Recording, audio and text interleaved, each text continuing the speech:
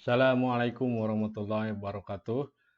Berjumpa lagi dengan Belajar MEP channel.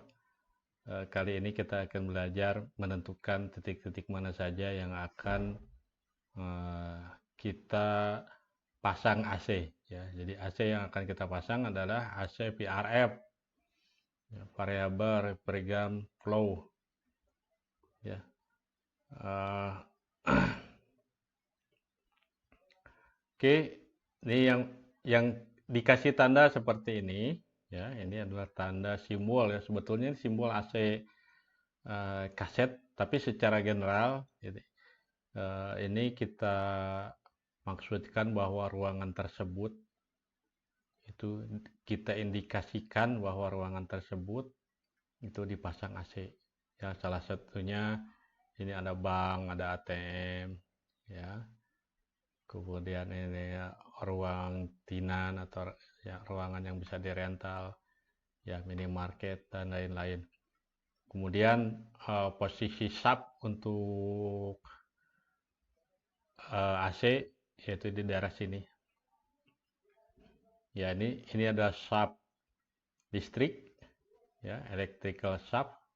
Kemudian ini PS ini kasih plumbing sub, dan ini air conditioning sub. Ini berguna untuk menyalurkan pipa-pipa refrigeran maupun pipa-pipa drain. Ya, jadi ini nantinya akan ada jalur pipa drain dan lain-lain, ya, kesananya setelah pengembangan desain yang lebih lanjut. Oke, selanjutnya ini lantai 1, ya. Kemudian juga ada perubahan, ya, perubahan fungsi. Ini yang ruang server dengan ruang panel, ya. Jadi ruang panel di sebelah sini dan server di sini. Kemudian di tiap-tiap lantai ada ruang server. Ya, sebetulnya maksudnya tidak seperti itu, ya. Ini ruang server yang dimaksud di sini adalah ruang elektronik, jadi tempat menyimpan terminal box tata suara, fire alarm, data dan lain-lain, ya. Kita tempatkan di sebelah sini.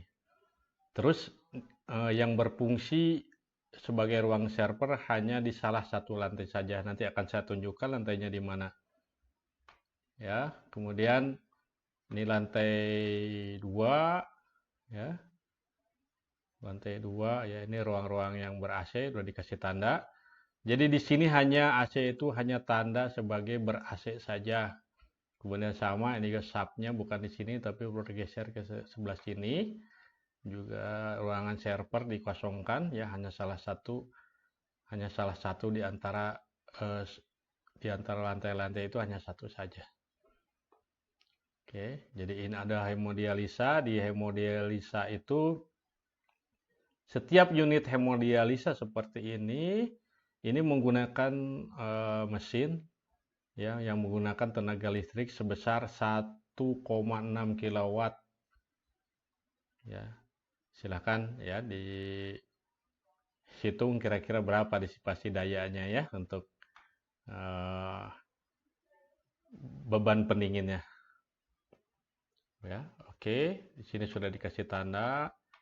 Kemudian di lantai berikutnya, lantai 3 juga kurang lebih fungsinya sama.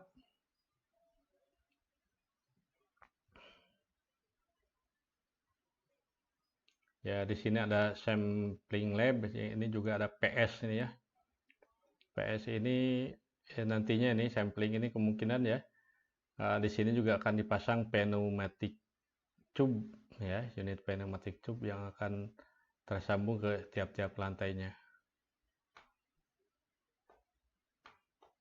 Oke, ini juga sama, hemodialisa.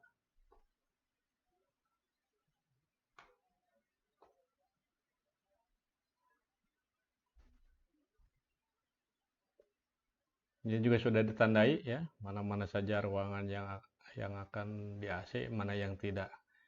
Jadi kalau kita lihat di sini tuh hampir keseluruhan ruangannya ber-AC, ya, kecuali ruang-ruang servis dan toilet. Ini tanda apa?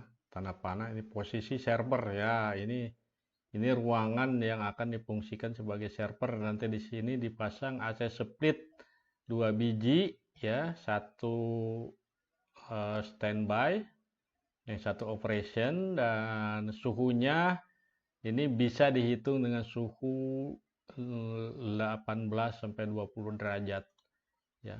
Suhu untuk operasionalnya gedung-gedung di ruang-ruang yang lain ya hanya 25, yang ini mungkin agak khusus.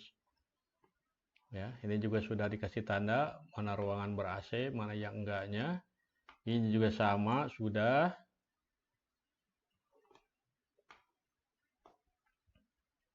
Ini juga sudah dikasih tanda ya.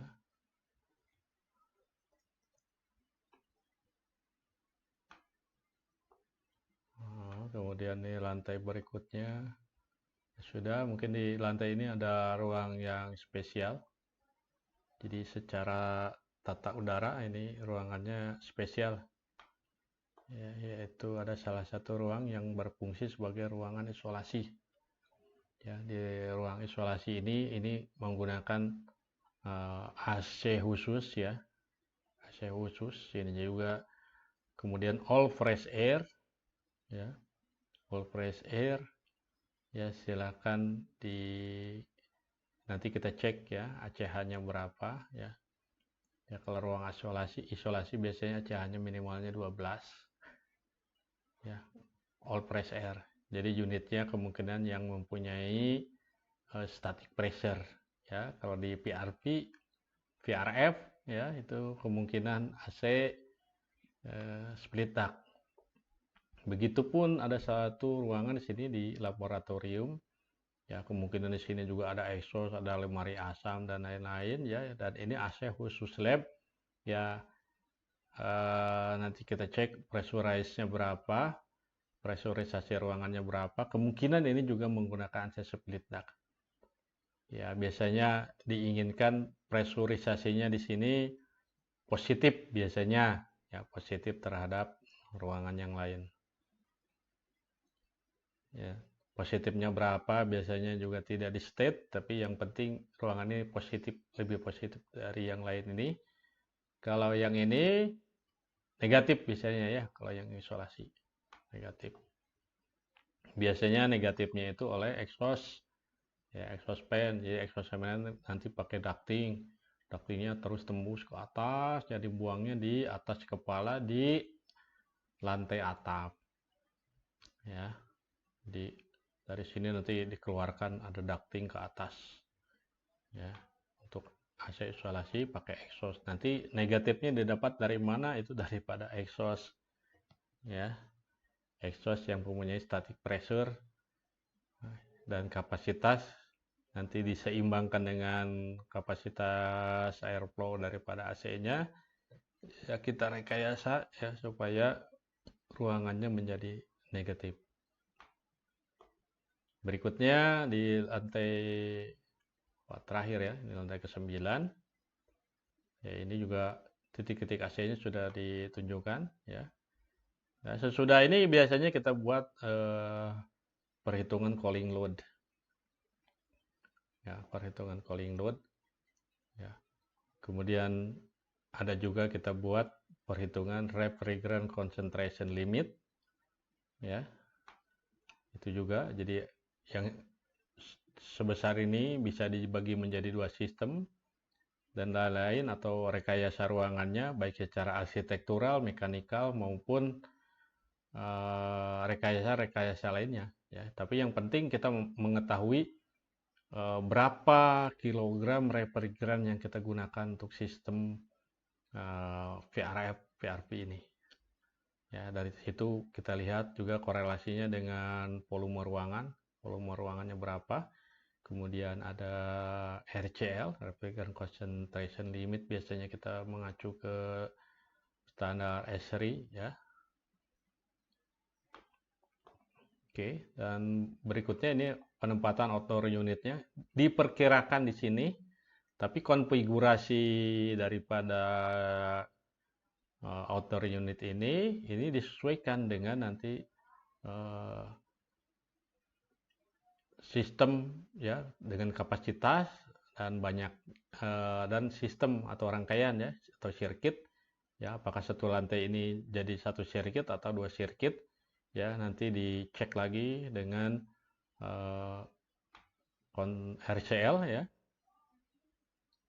RCL. Kemudian ini mesin lift juga menggunakan AC. Di sini kelihatan ada sekat-sekat, ini sekat-sekat dalam core-nya, tapi kalau di ruang mesin lift sendiri ini flat gitu ya, tidak ada sekat.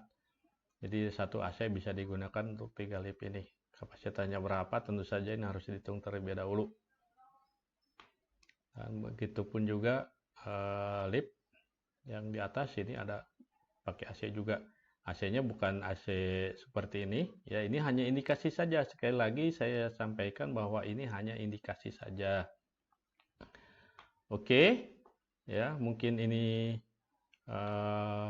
konsep ruangan ber-AC. Dan ini juga ada ruangan spesial ya, di lantai 9 ini adalah ruangan yang memiliki atap ya, yang di lantai yang di bawahnya enggak ya. Jadi di sini ada konduksi ya, perambatan panas dari luar ke dalam yang melalui atap.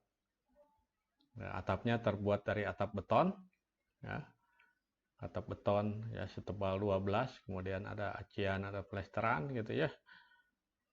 Berikutnya juga ada ruang kosong, terus di bawahnya ada plafon. Nah, ini berapa value-nya ya, kita bisa hitung ya, mudah lah sebetulnya ya, kita tinggal cari ya, rumusnya juga mudah ya, anak kecil juga belum tentu bisa. Ya gitu. Oke ya, ya mungkin itu yang bisa saya informasikan. Jadi saya minta kontribusi dari teman-teman untuk like, komen, dan subscribe di channel ini ya, ataupun di postingan ini, karena like dan komen dari teman-teman ya, apalagi teman-teman dari perusahaan-perusahaan besar ya, perusahaan aset ternama ya, itu ya perusahaan yang konglomerasi gitu ya, ini sebagai wujud mungkin CSR ya buat kami ya, membantu channel ini berkembang biar kami bisa memberikan informasi-informasi yang menarik seputar AC, bisa berbagi ilmu dan lain-lain ya. Tentunya kami mengharap ya dukungan dari teman-teman semua. Assalamualaikum warahmatullahi wabarakatuh.